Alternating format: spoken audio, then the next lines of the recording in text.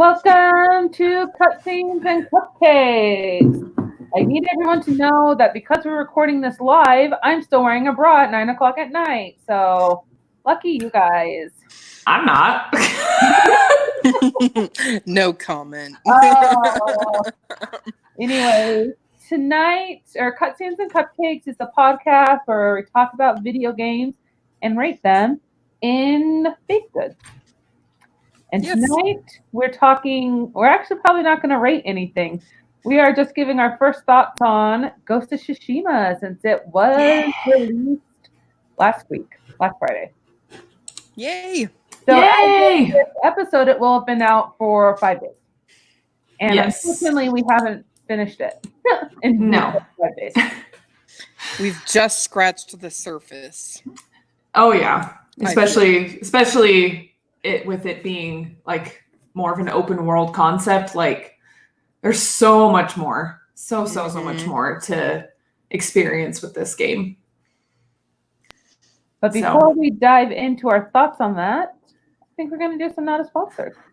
Not a sponsor? Yay. Do I have a banner? Go first, because I haven't thought of mine yet. Oh, Marlee. Or Lindsey, who are you? Oh, Marlee. Unbelievable you haven't thought of Lindsey's Not a Sponsor yet. Oh, I thought you were giving me crap for having that banner below. No, I don't care about the banner. I think it's nice. Yay. We have flowers in our background, too. Yeah. Our background I think there's also a samurai in there, but you can't see him. He's like right there. Your head and under. It's almost like if Lindsey wasn't there, Marlee's head would be on his body. Oh, that's hilarious. I knew I should have been the first one in the call. Oh, that's funny. Okay, I'll go first with my Not a Sponsor. So last week I needed kind of a break in between some different TV series. And so I just put on a fun little, I think it was like 8 episodes, 7, 8 episodes. I don't even know.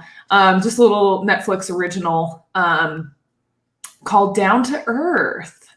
Oh, yeah. Zac Efron. Yeah, the Zac Efron show. And I was kind of skeptical at first. And I'm like, what is this show? Like, I don't even know. But I had heard a lot of other people say that it was really good. And I'm like, okay, cool. Let's check it out. And I needed something to watch. And I seriously binged it in a whole day because that's my life now. But anyways, I just started watching it and like it's actually like really informative. And like it's like a way good show. And basically what it is Zac Efron and this other guy, they travel the world and they're going around trying to learn about different countries, like practices and things that they do for like sustainability and conservation and just like, you know, locally sourced food options and just like different things like that. And it just really like, honestly, it opened my eyes to some things. Like even like the water that I'm drinking, to be honest, like it's so crazy. It's so crazy. Like basically like purified water is not. Oh no. Yeah. Something happened. It's not what? It's not what? Like it's not good for you. Because, am I back? Yeah. Oh, you're back now. Oh, that's so weird. I was like still talking and everything was fine. You like paused that. Purified water is not good for you because it takes out all the minerals that you need, like the different nutrients and things that's in water. So like mineral water, glacier water, and like spring water are like the things that like the different types of water that you should be drinking. So, and you'd have to watch that episode to maybe like see some different like actual sources on that. So like, don't like come after me for like being inaccurate about something or whatever. But like, it was a really interesting episode. And it kind of leads you to like, think like, you know what, I'm going to research this a little bit more on my own. And see for my your Brita. What? Are you going to get rid of your Brita? I actually might. Oh. Because there's actually like about a couple blocks away from where I live, there's actually a well that anybody can just go and you can get water from. So I might like go get some like water jugs or something and just kind of do that. But I don't know. We'll see. I kind of do want to research it a little bit more. But anyways, back to the Down to Earth show. But it was really enjoyable. And of course, Zac Efron is nice to look at, so that was good. And even like his companion, he's kind of his role in the show is he literally wrote the book on superfoods and like why they're good for you and stuff. And so he's very like vegan. He knows a lot about food. And so they like go to these countries and learn about these different like cool practices and things that they're doing. And then they also get to try some of the local food and stuff. It sounds kind of weird, but like it works. And it's actually, it's really good. So I recommend it. I saw a clip of it. Does Zac Efron do ayahuasca? Does he what? I saw like the sweat thing. Oh, yeah. He does. Is it ayahuasca? I think so. Okay. I don't know. That's a completely foreign word to me. I have no idea what you're saying. Ayahuasca is a holy hallucinogen from South America. Mm-hmm. And it's actually, I have known a couple people who've done it because of their mental illnesses. Like I had a guy in my yoga class who went to like Costa Rica to do it for his PTSD from being in the army. Mm-hmm. So and then Vsauce did a video about doing ayahuasca. It's really interesting. Yeah, it does sound interesting. And you're high for like a full day, and that sounds really awful. Yeah, I don't know if I'd want that. Nor could I really like explain it to my work. I'd have to take a weekend off. Probably longer than a weekend. Marlee's internet is being wackadoodle today. I don't know what's going on, you guys. I'm so sorry, but I can like mostly still hear what you're saying, but I like can't like comment. But all right. Wait, can't hear. Maybe it's the Zambies from Last of Us 2. The Shamblers. Can you guys hear me? Yeah. The Shamblers are just like eating Marlee's internet. Yeah, that's a thing. Yes, we can hear you, kind of. Okay. Anyways, the ayahuasca thing happens. It's like in the last episode, so you kind of have to go through it all. But it's really, really interesting show. I highly recommend it. Cool. My sponsor is also a TV show. It's a TV show that Blake and I started a week or so ago because we just needed something chill that we could like put on in bed and play on our phones. So we've been watching 30 Rock. Yay! And 30 Rock is just fun. There are some jokes that are not great. Like they've made a bunch of Bill Cosby jokes. I'm like, oh, those have not aged well. But for the most part, it's really great humor.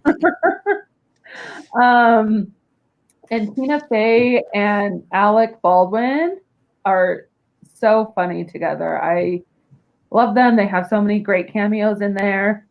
And it really is. It's just a show that you can like kind of be like chill, not have to like super pay attention, but then you'll hear like a funny joke and you're like, that's solid. So, I love that show. It is a good one. That's a good one. And I'm pretty sure, have you guys heard the theory about how Kenneth is immortal? Yes. Yes. I'm pretty sure that's accurate. I also like it. It was bananas to me because I realized when like first season 1 and 2 were created when George W. Bush was still in office, and that seems like ages ago. We were like 12. Yeah. Oh wow, that's weird. Yeah, it's an old show. They make like a couple Trump jokes that are pretty funny back when he was doing The Apprentice. Oh yeah. Just wait. If it was on now, what would they say? Oh my goodness. So yeah, Rock is solid. It's Lorne Michaels. Lorne Michaels is really smart and with his humor. Tina Fey is very brilliant with her humor. Tracy Jordan is hysterical. Mm-hmm. Morgan? Tracy Morgan is his name. Tracy Jordan is his character name. And what's I can't remember the actress's name, but the blonde girl. Oh. Jenna? Yeah, who plays Jenna? She's great too. I like that actress a lot. I like her. They have a great cast. I like her in Kimmy, the Unbreakable Kimmy Schmidt. Yeah, I do too. She's funny. Yeah, their cast is really good. John Hamm was just on. Oh yeah. It's too smart or too stupid for this world. And too pretty. Like no one. Too pretty, yeah. He's in the bubble. That's so funny. Well, that's a good one. Yeah, an oldie but goodie. Yeah. Mine is actually a game that we're probably never going to cover, so I'm going to do it. Okay. Yeah, I am a Zelda fan. What? You guys know. I know. No. I've been really resurging into it. Oh. So I'm super getting into Breath of the Wild again. I've already played it, of course, and I played a lot of the DLC. But I'm starting my first replay of it. Mainly because I felt like it would help me with my anxiety, which it kind of has. So I just think about it all day at work, and I'm like, oh, where am I going to go next? What am I going to do? How am I going to, approach this? And it just is so peaceful at the same time. I don't know. And I've been listening to the score a lot, which I have, Brian would just freak out and be like, what? The score? It's so simplistic, Lindsey. I know a lot of people have that criticism because it really is a minimal score, but it's so beautiful. Listen to it in the bathtub. Control what you listen to. Brian. What? Brian doesn't have to control what you listen to. I'm just saying he is one of many who shares the criticism that it's you don't get this overworld music playing the whole time.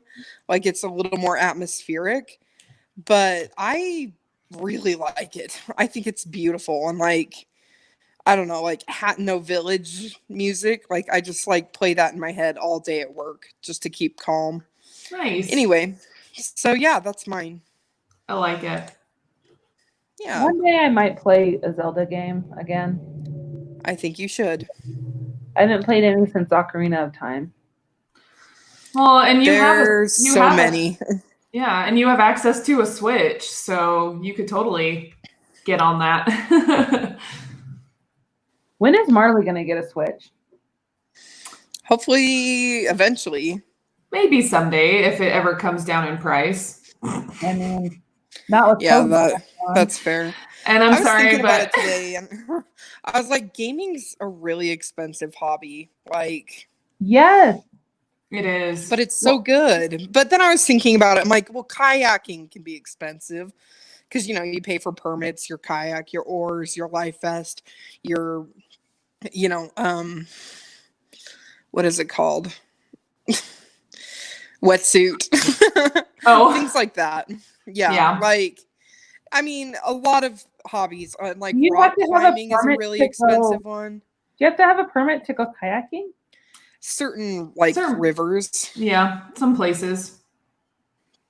I mean, there's a river in Idaho. I can't remember which one, but we went rafting down it, and to go kayaking down it, you had to be you had to go through a test where you flip your kayak upside down, and you're able to flip yourself back up just out of sheer will. And I'm like, I don't think anybody can do that, but apparently I don't know anything about sports. Oh no, you totally outdoorsy. Yeah, you totally can. I took a kayaking class in college. We were in a swimming pool, but yeah, they can you do it?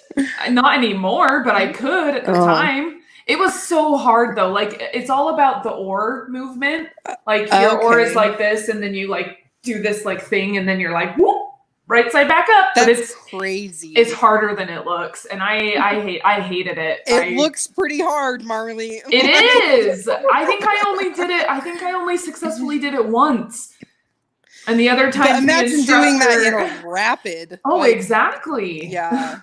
So, yeah, kayaking is no joke. But yeah, what I was saying though is like gaming is an expensive hobby, but also most other hobbies can be expensive as well. Well, and they're thinking about racking up the price of games too.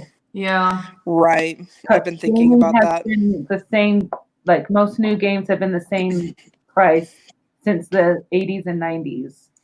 Which is crazy because like $60 for a brand new game these days, like that, I feel like that already is a lot of money, you know? Mm-hmm. And if they're going to raise it, like, the annoying thing is that we're still going to buy the games. It's true. Yeah. Like the new stations, the new consoles are going to be more expensive too. And honestly, that's also kind of why I'm putting off buying a Switch, because if I'm going to buy another console, I'd rather buy a PS5. That's fair. If they have any good games released with the PS5, so far, have they even announced any PS5 games released in 2020? I think Miles Morales is supposed to come out for holiday. I'm pretty sure it said holiday 2020. They weren't super clear in the PS5 announcement. The PS5 announcement. Yeah. I don't know. I think everyone's None of them said holiday 2020, but I swear Miles Morales did. Maybe. I can't remember. It's been more than a week. No, that's what I'm looking up right now. It says, all it says is 2020. So it does say 2020. But as we know, everything is getting pushed back these days. So I wouldn't be surprised if it was pushed back to like spring 2021. And if it's not a full game, is it going to be a $60 game? Oh yeah, I hope not. Is it going to be like a $40 Far Cry New Dawn? New Dawn. Mm-hmm. Yeah. Type. I don't know. I guess we'll wait and see. I'll believe it when I see it. That's kind of is an expensive hobby. But it's a fun one though. I mean, yeah. And it's one that like you shouldn't feel bad about spending money on things you love to do. Like that's what money is for, is to like make you to buy things that'll make you happy, you know? And pay rent, I guess. Hobbies, you know, that's the purpose of hobbies. That's the purpose of life. Is hobbies. Yeah. Hobbies equals life. Life equals hobbies? I don't know what I'm saying. Can I get a t-shirt that says that? What? Hobbies, a t-shirt that says hobbies equal life? Or life I'd equals rather have hobbies. a bumper sticker. Or my life is better because of hobbies? I don't know. It will be, it'll be interesting to see the PS5, what bundles it comes with. Mm-hmm. Okay. We can't just Shall we dive in? Whole console without a game attached with it. Oh, they'll do. They will. They'll have release games. I don't know. Have to. I have questions, PlayStation. I hope it's not Bugsnax. Bugsnax. Bugsnax. No. Put it in a hot dog. It's a Bugsnax. Ew. Eat it with cream cheese. It's Bugsnax. I don't know the What song. the hell? I thought these were the real lyrics. No, I'm just making crap up. Have you put cream cheese on a hot dog? No, that's a separate Bugsnax. You eat the one with the hot dog, and then you eat a separate type of Bugsnax with the cream cheese. With a cream cheese? Yeah, like a little pat of cream cheese. Stephanie, stop questioning me. Marlee, stop making that face. Are you sure you could be cooking for other humans? They say I'm good at it. Anyway. Ghost of Tsushima. Let's talk about it. and dive in? No. So I will say, like, we just got past the intro and maybe like 2 or 3 missions, 2 or 3 little quests, if you will. And so, yeah, we just scratched the surface of it, but I think we have a pretty good first impression of what the game is going to be like. How much So of what do you it, guys think? Steph, how much of it have you watched / played it with your husband? I played what we played, and then like I've seen him play some other things, but I'm not even sure where they fit in with the story. plot. Yeah. Okay, gotcha. My very first impression was, especially in the very beginning part of the game, where it's kind of going through the intro and kind of leading up to like the title screen. Is that what I'm trying to think of? Mm-hmm. Oh my goodness, what a gorgeous game. It's very beautiful. Yeah, very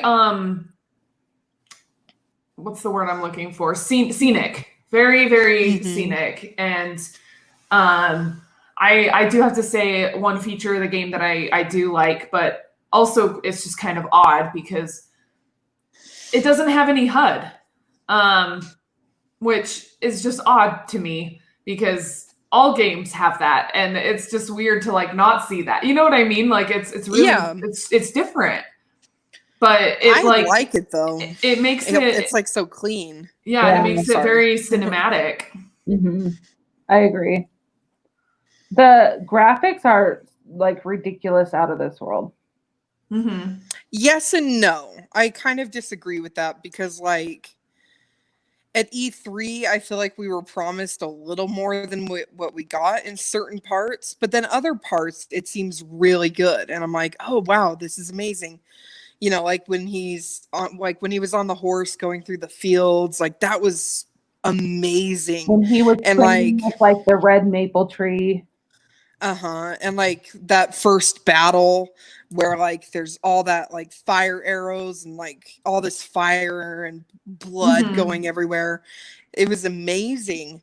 But then there's other scenes where I'm like, oh, this is a little lackluster. Do you think though that they have the tech to make it all be the same though, to put the same graphics into like a lot of the playthrough? I'm sure they do. They've done it in other games. Like what other games? So, like Detroit is pretty consistent. That's a good example. Like Detroit has consistently good graphics, I feel. What about like Red Dead Redemption 2? I feel like it's generally consistent too. And Horizon Zero Dawn. Like Horizon Zero Dawn I think is a really good example because like it's similar in it's like an open world, very scenic environment with battle and cutscenes. But yeah, like there were just certain parts where I was like, oh, there's like a texture missing there, or oh, like that's probably 3 polygons and we need it to be 300. Yeah. You know, so things like that. But I have seen these things patched before. Yeah. So maybe they'll do that. I just hate it when a game releases and then they patch a huge fix and they're like, here's the real game. You know. I feel like with almost all games though that they have to do a patch because they want to get games out. Well, it's one thing to patch a bug, to be like, oh, well, of course, like if you do this side quest in this order, you're not going to be able to do it. Like things that slip through the cracks, but like graphics, that should be taken care of beforehand. Yeah, I'm definitely. I guess there definitely are moments in games where you can definitely tell a difference between a cutscene and gameplay. And some games are really noticeably different, and you're just like, oh wow, okay, we can see where they spent a lot of their time. It kind of throws you out of it. Yeah, it throws you out of the like immersion. Yeah, so I don't know. Maybe you're right. Maybe they are coming out with like a patch, or maybe this was kind of more of their intent, was to kind of be like this is what the game is. You know what I mean?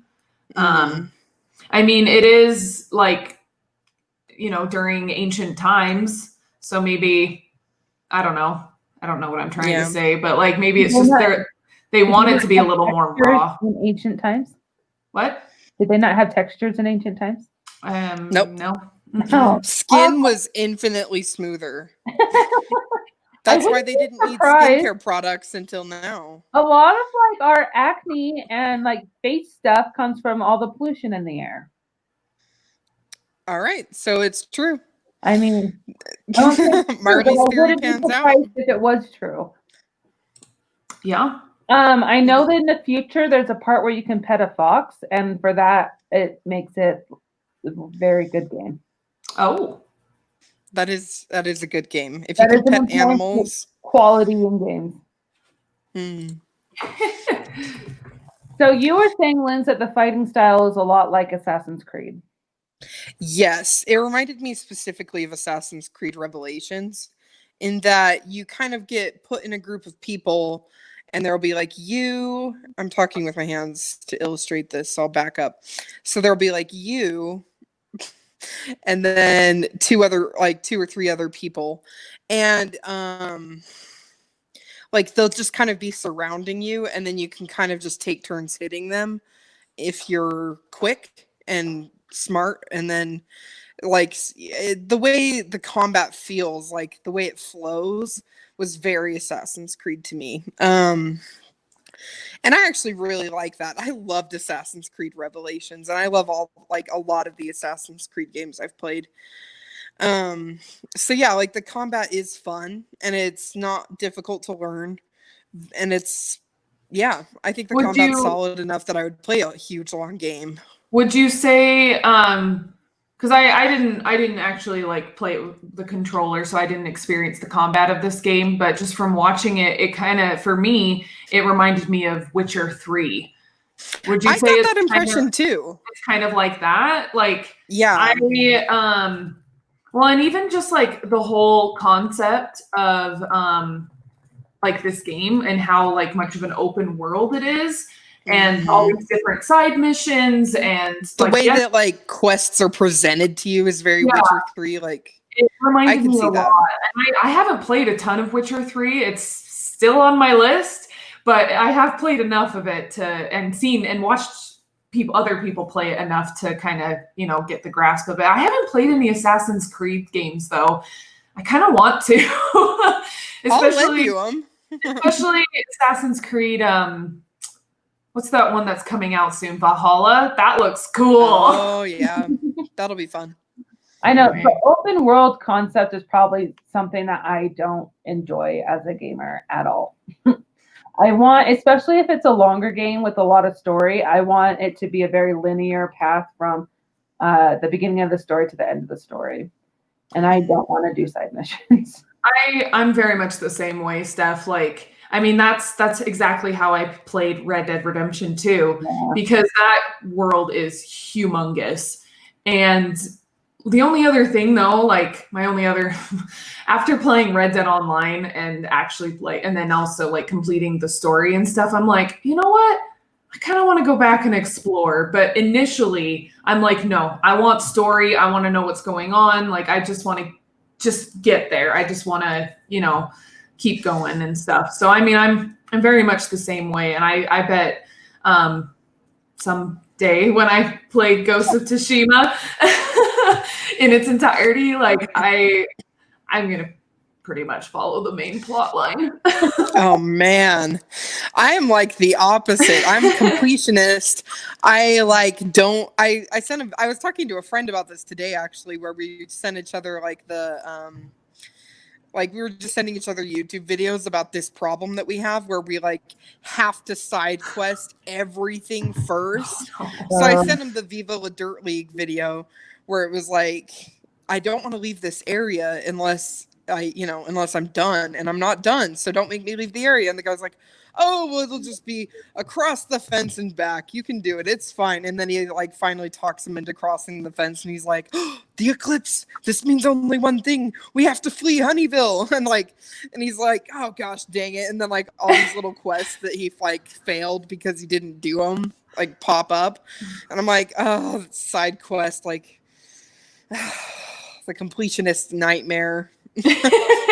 But Yeah. I feel like because I think we all grew up readers, and so I feel like because I read so much, I want the story, and then you have the option to play, like read Tales of the Beetle Bard or A History of Magic or Fantastic Beasts and Where to Find Them. Like I want to read the series first and then decide if I want to. Coincidentally, Mhm. I haven't read any of those books other than the main Harry Potter 7 books. So apparently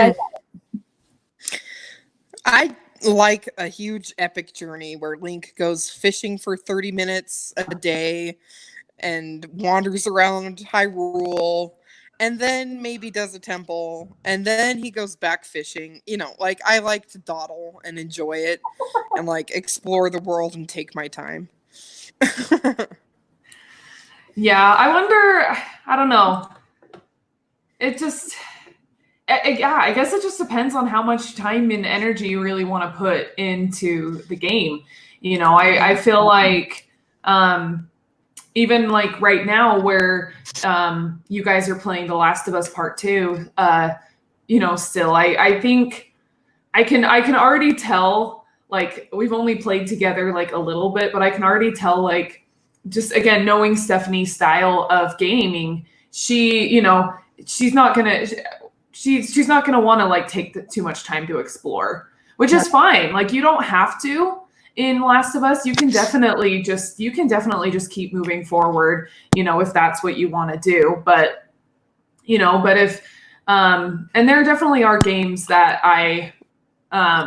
you know, that I do want to explore, and I really just want like to experience everything. Like I do have to say though, when I played Last of Us Part 2, because I've finished it, I tried to get a little bit of like as much lore as I could, but now that I've finished it, I'm like, there's so much I know I missed, so much exploring and stuff, and so I'll go back and check it out. But like initially, I'm like, I want the story, I want to know how it ends, you know, like it's very much like that. And you know, I think you just from seeing you're playing with Last of Us, I can see that that's already your kind of mode, which is fine. You know, as we continue to play it together, we can do that as long as we have enough ammo for you. 2 or 3 times.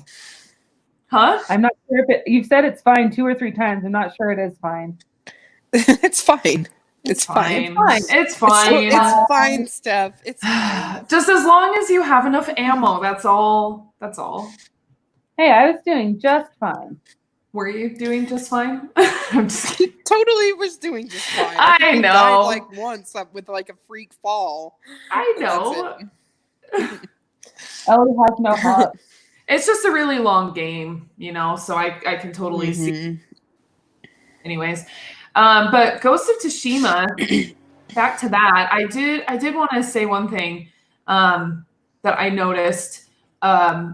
I haven't really gone and researched this on like IMDb or wherever, but like just from the little bit of gameplay that we've done, they're actually like, I recognized a lot of those characters. Like they really took a lot of like different Asian actors, like, and voice actors, and they use the motion capture with them, which I think is awesome that they did that. For even a lot of the NPCs who are just like little side mission, you know, they're in one tiny little mission, you know what I mean? Like they still used people, like actual, you know, real people for like the motion capture and stuff. Yeah. I just think that's awesome. And that's impressive. That's so much work. So I really admire that they took the time to do that and to do it right. Because if it's not done right, it feels awful. Like, so, and the premise of the story is really interesting to me. Sorry, Steph, what were you going to say? No, you can keep going. Oh. I like the premise. I think we've got a good narrative setup going. Like, he has this moral dilemma of whether or not he's going to be honorable and stick to his samurai code, or if he's going to be smart about it and be stealthy. And and kind of be dishonorable and betray the things he knows. And then, so I love that kind of character. And the badass female conflict. samurai that does the stealthy side is real cool. I like Yeah. her. So we've got like some really cool characters so far. And the villain is like super evil, like a good love to hate villain, And I mean, is he an ancestor of Genghis Khan? Really? I think so. Huh. I don't know.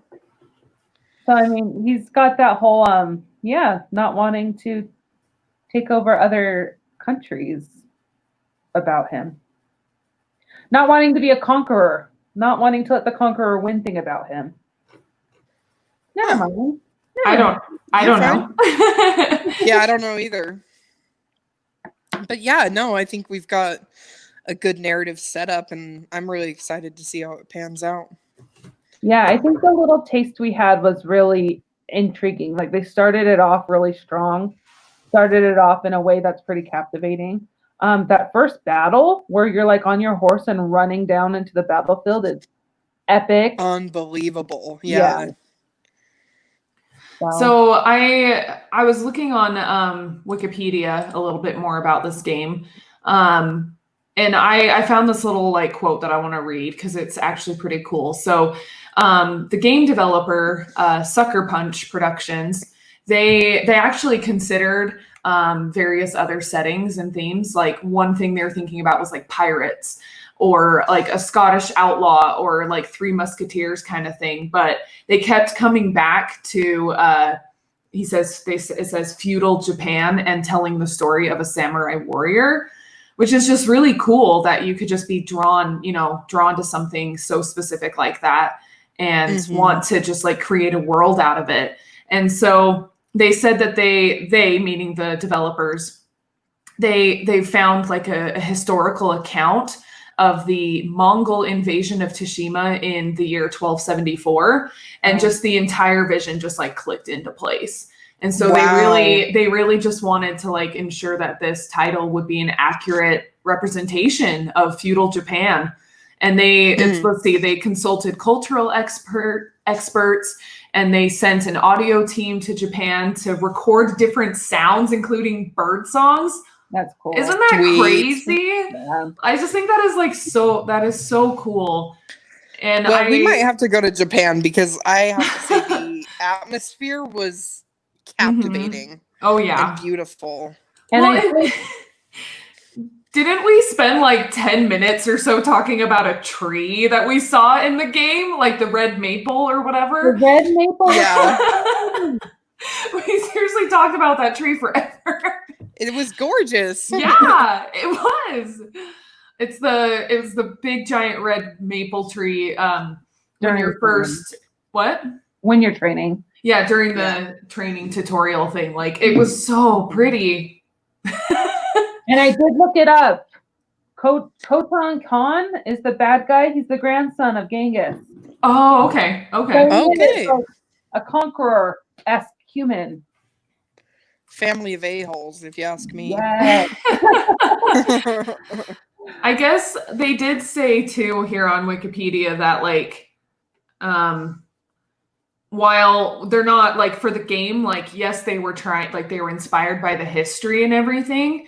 But they didn't try to rebuild actual Tsushima Island. Their whole protagonist is like it's still a work of fiction.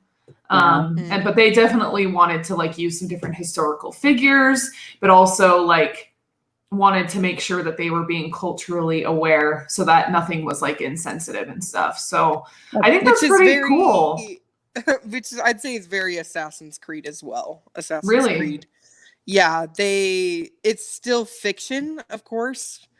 Like there obviously wasn't a, Connor Kenway, but or any of the assassins in general did not exist, and Templars and stuff like that.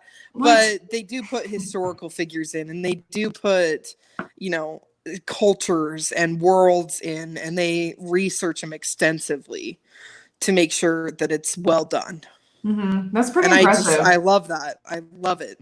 Because then you get to learn a little something, and feel like you know more about Constantinople than you actually do. It once For free. Istanbul. Istanbul was Constantinople. Istanbul was Constantinople. So I don't know the lyrics. Something, something. Oh goodness. No one knows but the Turks. Something like that. Yeah. I would say though, Sucker Punch, if you wanted to make a video game about the Highlanders, I would be all about that. The Scottish Highlanders. I know, That would be or awesome. the pirates. I know. I was like, all of those actually sounded pretty cool. Yeah. Keep it I would up, play Sucker any of Punch. those games. Huh? I said, keep it up, Sucker Punch. Yay! What else has Sucker Punch made? Anything that we know? I shall go look it up. I will beat you. This is the podcast where we compete to look stuff up, but not Lindsay because she's on her phone. They did Infamous. Yeah, the Infamous game. Oh, that's right. And the Fly collections. I'm not too I don't know what that familiar is. with those. Those came out on the PlayStation 2, and then Infamous was PlayStation 3 and then went into 4. But they actually haven't put out a game since Infamous First Light in 2014. So this is like the first game in a while. They've been busy. Well, I think they've done a very good job with their time. Yeah. So are you guys going to keep playing? Yeah, I think we'll keep playing. Blake's playing in the other room as we speak. Should we give like a rating, or should we just be like, yes or no, we'll keep playing? Yeah, thumbs up. I say we give a little rating. Oh. That was two very different things. You choose, Marlee. Okay, we'll do. Which friend do you like more? No.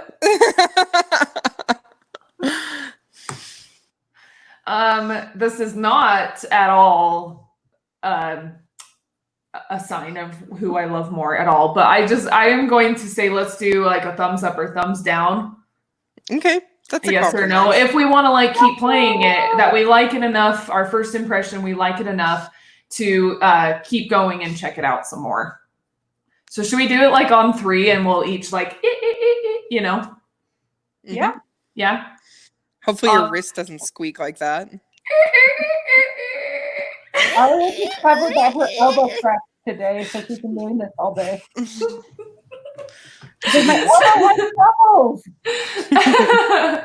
Okay, should we do on 3 or after 3? Rock, paper, scissors, shoot. So after 3. Okay. That's hilarious because I was going to say on 3. Me and Stephanie are not on the same page today. You guys are not on sync. No. Okay, Stephanie, count us down. 3, 2, 1, shoot. Good job, guys. Just Yay! so someone's listening to the audio, we all did thumbs up. Oh, that's right. Yeah. We are very on top of things and professional here. Definitely. That's I think it looks like it's a game that I actually want to be a little more emotionally invested in. I do have to admit, when we were playing it the other night, I wasn't totally paying attention. All you wanted to do was play Last of Us 2. I did, and also I was like doing some social media stuff, and for our podcast. Every 2 minutes it was, are we going to play Last of Us now? Well, that's the reason we got Last together. Are we going to play Last of Us now? That's my Marlee impression. It was spot on. It's pretty accurate. I thought there were 2 of you for a second. Anyway, go grab some. Oh, I was just gonna say, look for in the future for our full episode on Ghost of Tsushima.